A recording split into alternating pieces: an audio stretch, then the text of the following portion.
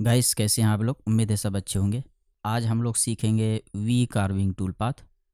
तो चलिए without time wasting शुरू करते हैं।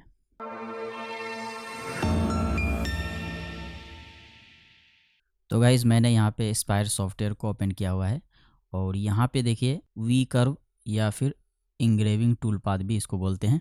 जैसे हम लोग इस पर क्लिक करेंगे तो यहाँ पे इसका प्रॉपर्टी इस तरीके से ओपन होगा।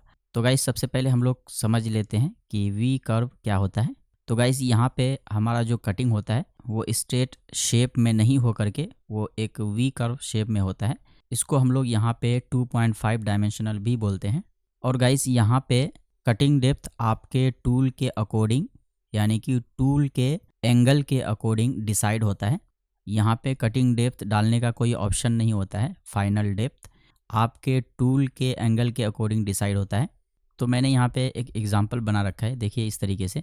मान लीजिए हम लोग यहाँ पे अगर 90 डिग्री वाला टूल यूज़ करते हैं तो इसका डेप्थ यहाँ पे कम रहेगा इस तरीके से। देखिए ये 90 डिग्री का टूल होगा तो यहाँ पे इसका डेप्थ कम होगा। और अगर 60 डिग्री का टूल होगा तो इसका डेप्थ ज़्यादा होने वाला है। और अगर 45 डिग्री का होगा तो देखिए यहाँ पे इसका डेप्थ और भी ज़्यादा इंक्रीज़ हो जाएगा। तो इस तरीके से यहाँ पे इसका डेप्थ डिसाइड होता है। यानी कि जो भी हमारा वेक्टर होता है ये टूल उस वेक्टर को टच करेगा तो वहीं तक ये डेप्थ डिसाइड होगा। मान लीजिए इस तरीके से अगर हमारा वेक्टर होता है तो इस वेक्टर में कहाँ तक हमारा डेप्थ जाने वाला है तो हमारा ये टूल के एंगल के अकॉर्डिंग डिसाइड होगा। जैसे मान लीजिए हमारा ये 90 डिग्री वाला टूल है, इसको अगर हम लोग चलाएंगे यहाँ पे, मान लीजिए ये हमारा टूल है। अब हमारा टूल इस तरीके से यहाँ पे प्लंज कर रहा है और यहाँ पे आकर के देखिए इस जगह यहाँ पे हमारा टूल टच हो रहा है। जैसे हमारा टूल यहाँ पे टच होगा तो यही हमारा डेप्थ यहाँ पे डिसाइड होने वाला है। और अगर यहाँ पे 60 डिग्री होगा तो 60 डिग्री का देखिए यहाँ पे जहाँ पे टच होगा तो देखिए ये पूरा यहाँ पे टूल अंदर जाने वाला है तो इसका डेप्थ ज़्यादा होने वाला है। इसी तरीके से यहाँ पे 45 डिग्री होगा, 45 डिग्री का और ज़्यादा डेप्थ होने वाला है। तो इस तरीके से यहाँ पे वी बिट हमारा डेप्थ को डिसाइड करता है। तो चलिए हम लोग यहाँ पे देख लेते हैं। तो मैं आ जाता हूँ अपने स्पायर सॉफ्टवेयर पे और यहाँ पे मैं कुछ एग्जांपल ऑब्जेक्ट ड्रॉ कर लेता हूँ। तो गाइज़ मैंने यहाँ पे वी कर्विंग टूल को ओपन किया हुआ है। सबसे पहले यहाँ पे देखिए स्टार्ट डेप्थ। तो गाइज़ यहाँ पे ये समझ लीजिए कि स्टार्ट डेप्थ हम लोग यहाँ पे कैसे यूज़ करेंगे। मान लीजिए हमारा यहाँ पे वी कर्विंग टूल पे फाइनल डेप्थ का कोई ऑप्शन नहीं है। मान लीजिए हमें यहाँ पे डेप्थ चाहिए 10 mm। जो हमारा यहाँ पे टूल होगा वेक्टर के अकॉर्डिंग इसका डेप्थ डिसाइड करेगा। अगर मान लीजिए हमारा वेक्टर स्मॉलर होगा तो इसका डेप्थ कम होने वाला है, लेकिन हमें 10 mm डेप्थ चाहिए ही चाहिए। तो उस जगह हम लोग यहाँ पे स्टार्ट डेप्थ का यूज़ कर लेते हैं। अगर मान लीजिए हमारा टूल यहाँ पे 5 mm जा रहा है तो हम लोग स्टार्ट डेप्थ में 5 mm डाल देंगे तो यहाँ पे 5 + 5 10 mm हो जाएगा इस तरीके से। तो इस तरीके से यहाँ पे हम लोग स्टार्ट डेप्थ को यूज़ कर सकते हैं, लेकिन मैं अभी यहाँ पे स्किप करूँगा इसको। उसके बाद आपको यहाँ पे टूल सेलेक्ट करना होता है तो सेलेक्ट बटन पे क्लिक कीजिए। टूल का डाटाबेस आपका ओपन होगा। यहाँ पे आपको अपना टूल सेलेक्ट करना है।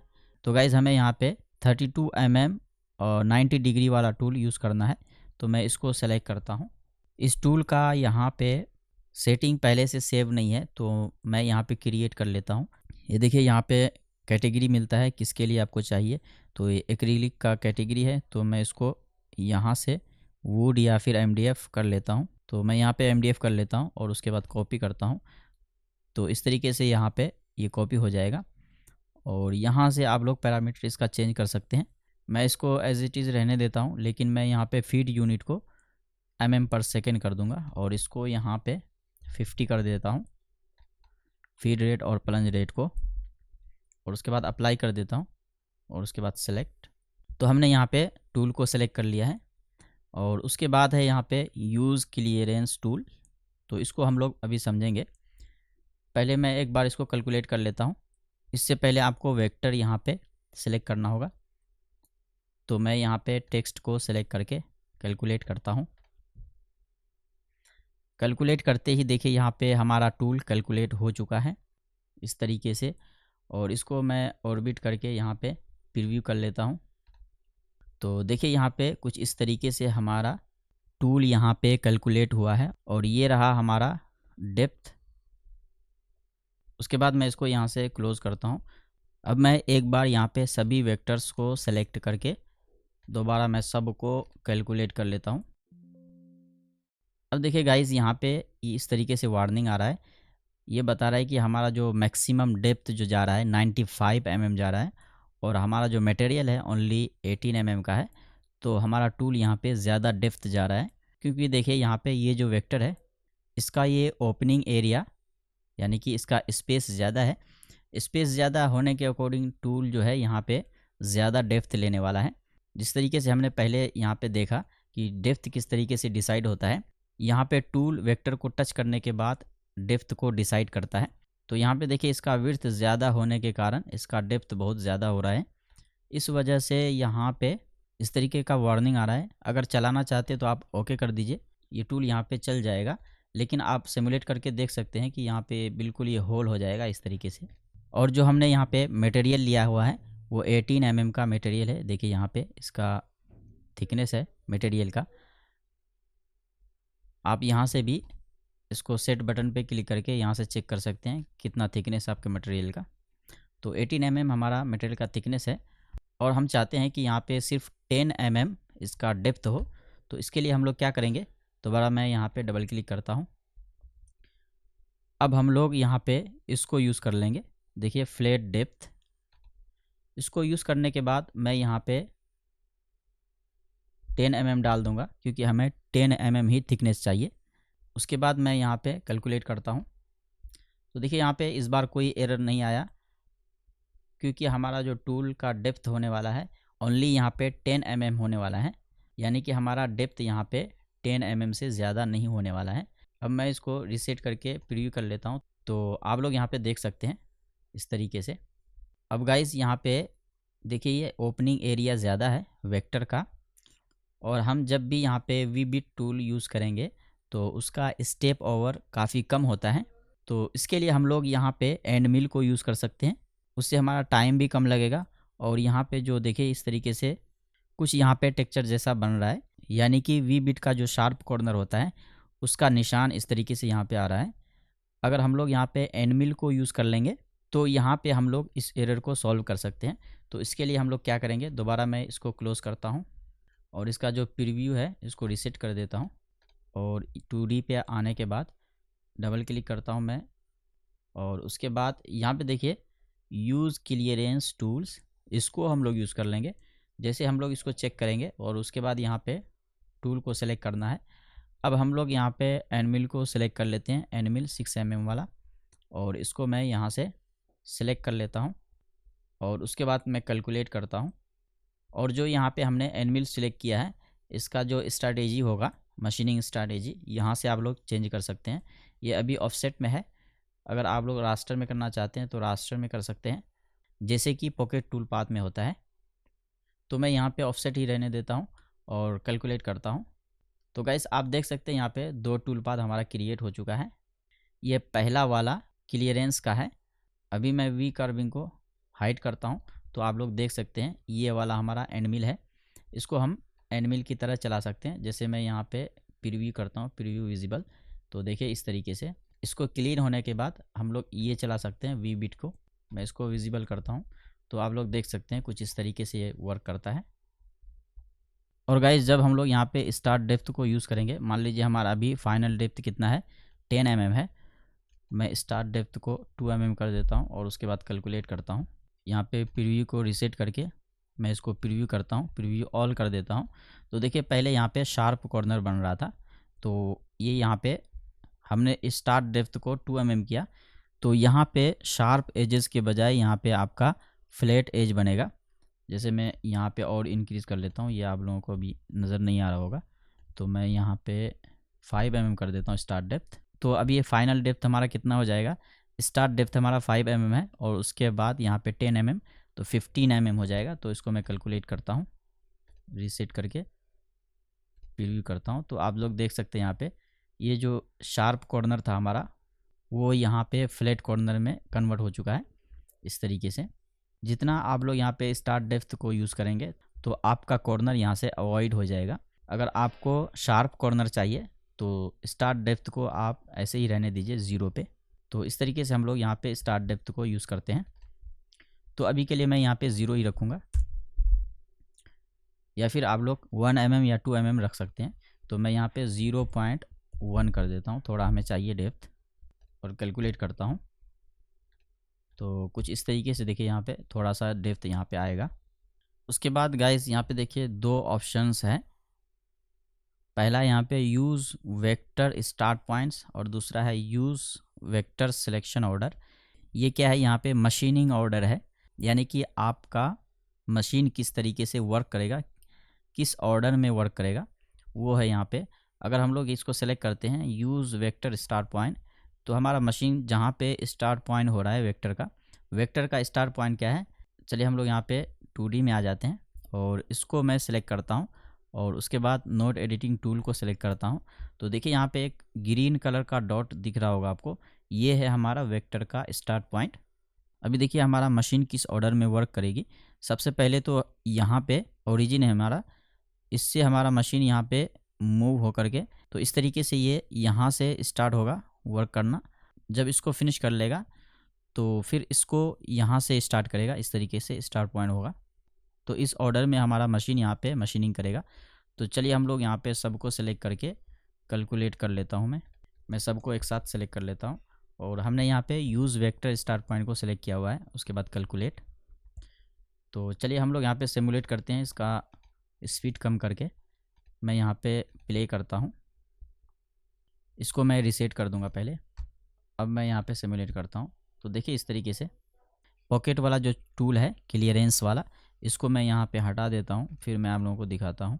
क्योंकि जो क्लियरेंस वाला टूल है यहाँ पे थोड़ा यूज़ हो रहा है, इस वजह से इसको यहाँ पे आपको देखने को मिल रहा होगा ज़्यादा टाइम।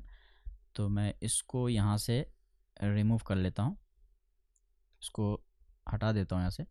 उसके बाद कैलकुलेट, उसके बाद मैं इसको यहाँ पे चलाता हूँ। तो देखिए पहले यहाँ पे टी पे हमारा चल रहा है टूल, इस तरीके से यहाँ पे देख सकते हैं आप। इस तरीके से थोड़ा सा और स्पीड बढ़ाता हूँ मैं। देखिए जैसे यहाँ पे इसको ख़त्म किया, उसके बाद इसको चलाया, उसके बाद एक्स को, इस तरीके से एक ऑर्डर में जहाँ पे वेक्टर का आपका स्टार्ट पॉइंट होगा। आप चाहें तो स्टार्ट पॉइंट को आप लोग चेंज कर सकते हैं। देखिए कुछ इस तरीके से। अब मान लीजिए हमें वेक्टर का स्टार्ट पॉइंट को चेंज करना है, तो हम लोग किस तरीके से कर सकते हैं। मैं आ जाता हूँ यहाँ पे 2D में और यहाँ पे वेक्टर को सिलेक्ट करना है, उसके बाद नोट एडिटिंग टूल को, और मान लीजिए हमें स्टार्ट पॉइंट को यहाँ पे डालना है इस जगह, यानी कि इस पॉइंट को सिलेक्ट करना है, इस नोड को, और उसके बाद राइट क्लिक करेंगे। जो नोड यहाँ पे आपका सिलेक्टेड होगा वो रेड कलर का हो जाएगा इस तरीके से। इसको राइट क्लिक करना है और उसके बाद यहाँ पे मैक स्टार्ट पॉइंट, इसका शॉर्ट की यहाँ पे P है। तो देखिए यहाँ पे स्टार्ट पॉइंट हो जाएगा। मान लीजिए हमें यहाँ पे करना है, इसको सेलेक्ट करने के बाद अब यहाँ पे शॉर्ट की यूज़ करूँगा, P दबाता हूँ मैं यहाँ पे कीबोर्ड से। तो देखिए इसका स्टार्ट पॉइंट यहाँ पे हो जाएगा इस तरीके से। अभी देखिए इसका स्टार्ट पॉइंट इधर है, तो मैं यहाँ पे इसको सेलेक्ट करके यहाँ पे P दबाता हूँ। तो देखिए यहाँ पे स्टार्ट पॉइंट हो जाएगा। तो इस तरीके से हम लोग स्टार्ट पॉइंट को चेंज कर सकते हैं। और दूसरा ऑप्शन है यहाँ पे यूज़ वेक्टर सिलेक्शन ऑर्डर। तो इसको जब हम लोग यूज़ करेंगे तो क्या होगा कि जिस ऑर्डर में हम वेक्टर को सेलेक्ट करेंगे उसी ऑर्डर में हमारा मशीनिंग होगा। तो चलिए हम कर लेते हैं यहाँ पे। तो सबसे पहले मैं इस स्टार को सेलेक्ट करता हूँ, उसके बाद शिफ्ट दबा करके इसको सेलेक्ट करता हूँ, इसको करता हूँ, फिर मैं इसको करता हूँ, फिर इसको करता हूँ, फिर इसको, फिर इसको। तो देखिए हमने इस तरीके से रेंडमाइज तरीके से हमने सेलेक्ट किया है। उसके बाद मैं कैलकुलेट करता हूँ और प्रीव्यू को पहले रीसेट कर देता हूँ और उसके बाद स्पीड इसका कम करके मैं चलाता हूँ। तो देखिए पहले हमने इस स्टार को सेलेक्ट किया था, तो अभी इसमें मशीनिंग हो रहा है, हमें स्पीड बढ़ाना होगा यहाँ पे। तो देखिए अब इसमें, यानी कि जिस ऑर्डर में हमने वेक्टर्स को सेलेक्ट किया है उसी ऑर्डर में यहाँ पे मशीनिंग होगा। अभी देखिए इस स्टार में यहाँ पे हो रहा है मशीनिंग और हमने यहाँ पे फाइनल डेप्थ डाला हुआ है 10 mm का। तो 10 mm से ज़्यादा हमारा यहाँ पे डेप्थ नहीं जाने वाला है। इस वजह से देखिए यहाँ पे फ्लैट हो रहा है, हमने फ्लैट डेप्थ को यूज़ किया हुआ है। और यहाँ पे देखिए जिस ऑर्डर में हमने टेक्स्ट को सिलेक्ट किया था उसी ऑर्डर में मशीनिंग हुआ। तो इस तरीके से ये यूज़ होता है। उसके बाद गाइज हमारा देखिए यहाँ पे क्या है, project tool path on 3D model. तो यहाँ पे ये बहुत ही अच्छा ऑप्शन दिया गया है। कि हम लोग 3D मॉडल के ऊपर भी वी कार्विंग कर सकते हैं। तो चलिए हम लोग देख लेते हैं किस तरीके से होता है। तो इसके लिए हमें यहाँ पे 3D मॉडल चाहिए। तो मैं क्या करूँगा, यहाँ पे जो भी वेक्टर्स है सबको मैं डिलीट कर लेता हूँ और टॉप व्यू में आ करके मैं कोई 3D मॉडल ले लेता हूँ। मैं क्लिप आर्ट से कोई मॉडल उठा लेता हूँ। तो मैं आता हूँ क्लिप आर्ट में, क्लिप आर्ट्स। तो मैं यहाँ पे डोम उठा लेता हूँ, इससे आप लोगों को बेहतर समझ में आएगा। तो मैंने यहाँ पे इस तरीके से इसको उठा लिया है और देखिए ये पूरा डोम है इस तरीके से। ये कुछ ज़्यादा ही है, इसका हाइट मैं कम कर देता हूँ, मैं 30 करता हूँ। 30 नहीं, मैं यहाँ पे 18 mm करता हूँ क्योंकि मेरा मटेरियल भी 18 mm का है। तो इस तरीके से करके मैं यहाँ पे इंटर प्रेस करता हूँ। तो इस तरीके से देखिए यहाँ पे हमारे पास एक 3D मॉडल है और इसका मैं साइज़ इंक्रीज़, तो साइज़ मैं रहने देता हूँ ऐसे ही क्योंकि हमारा कर्व आना चाहिए ताकि आप लोगों को बेहतर समझ में आए। तो मान लीजिए ये हमारा 3D मॉडल है। मैं डिज़ाइन टैब में आ जाता हूँ और टॉप व्यू में आ करके मैं यहाँ पे कोई टेक्स्ट लिखता हूँ। मान लो मैं यहाँ पे कुछ भी लिख देता हूँ, एग्जाम्पल है भी। अब मैं इसको रिसाइज़ कर लूँगा टेक्स्ट को और इसके ऊपर मैं रखता हूँ, जस्ट इसके ऊपर। अब गाइस मैं यहाँ पे सिंपल सा यानी कि नॉर्मल कार्विंग करते हैं, नॉर्मल। मैं इसको सेलेक्ट करता हूँ टेक्स्ट को, उसके बाद मैं यहाँ पे कैलकुलेट कर देता हूँ। अभी देखिए हमने यहाँ पे सबको अनचेक किया हुआ है, जो बेसिक सेटिंग्स है उसी को मैंने यूज़ किया हुआ है। कैलकुलेट करता हूँ तो देखिए यहाँ पे हमारा ये कैलकुलेट हो चुका है और जो हमारा 3D मॉडल है वो यहाँ पे नहीं दिख रहा है। मैं इसको सिमुलेट कर लेता हूँ पहले, प्रीव्यू। और एक काम करता हूँ, मैं यहाँ पे 3D टूल पाथ भी क्रिएट कर लेता हूँ, 3D फिनिशिंग। उसके बाद बाय डिफ़ॉल्ट हमारा पहले से टूल सेलेक्टेड होगा, ये टूल हमारा सेलेक्टेड है। 1.5 mm को मैं रिमूव कर देता हूँ, 6 mm का बॉल नोज है और मैं इसको कैलकुलेट कर लेता हूँ। अब मान लीजिए हमारा यहाँ पे दो टूल है, ए वी कार्विंग है और 3D है। दोनों को मैं एक काम करता हूँ, 3D को ऊपर कर लेता हूँ इस तरीके से और दोनों को सिलेक्ट करके प्रीव्यू ऑल टूल पाथ। तो देखिए हमने यहाँ पे टेक्स्ट को वी कार्विंग किया हुआ है और ये हमारा 3D मॉडल है, दोनों को मैंने सिमुलेट किया हुआ है। यहाँ पे देखिए कोई भी वर्क नहीं हुआ है, थोड़ा सा जो यहाँ पे डेप्थ ज़्यादा जा रहा था ऊपर वही दिख रहा है, लेकिन हमें इसके ऊपर टेक्स्ट चाहिए। तो इसके लिए हम लोग क्या करेंगे, यहाँ पे मैं आ जाता हूँ वी कार्विंग पे, यहाँ पे इसको यूज़ कर लूँगा, project tool path on to 3D model. इसको मैं चेक करने के बाद अब मैं कैलकुलेट करता हूँ और उसके बाद 3D को भी डबल क्लिक करके दोबारा कैलकुलेट कर लेता हूँ। प्रीव्यू में रीसेट कर देता हूँ पहले, रीसेट प्रीव्यू। अब मैं सिमुलेट करता हूँ, सिमुलेट और टूल पाथ। अब देखिए यहाँ पे हमारा जो वी कार्विंग हुआ है वो बिल्कुल परफेक्ट तरीक़ा से हुआ है। देखिए इस तरीके से यहाँ पे 3D के ऊपर, यानी कि यहाँ से हम लोग 3D के ऊपर भी वी कार्विंग कर सकते हैं। यहाँ पे टूल हमारा बाहर जा रहा है तो मैं इसको रिसाइज़ कर दूँगा। ये टूल हमारा यहाँ पे टच हो रहा था, इसको मैं और थोड़ा छोटा कर दूँगा और मैं यहाँ पे कैलकुलेट कर लेता हूँ, रीसेट प्रीव्यू, फिर प्रीव्यू ऑल। ये तो पहले का है, रीसेट करके मैं प्रीव्यू ऑल कर लेता हूँ। तो देख सकते हैं आप इस तरीके से। तो आई होप गाइस आप लोगों को समझ में आया होगा कि किस तरीके से हम लोग वी कार्विंग टूल को यूज़ कर सकते हैं। अगर आप लोगों के पास कोई सवाल या सुझाव है, कोई डाउट है, तो आप लोग कमेंट कर सकते हैं।